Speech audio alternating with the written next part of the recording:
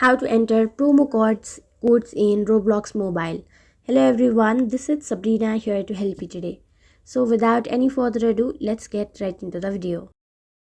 So first, open your Roblox application.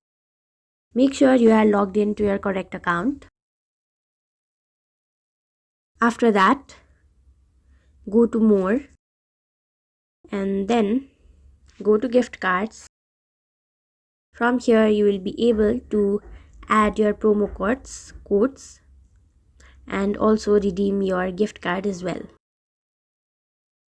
So that's how you do it. You can also search for redeem Roblox promo code in your preferred browser. Then go to redeem a code.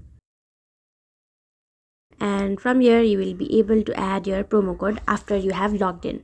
So that's it. Thank you for watching this video. Make sure to like, share and subscribe to our YouTube channel. If you got any questions, comment them down and I'll catch you in the next one.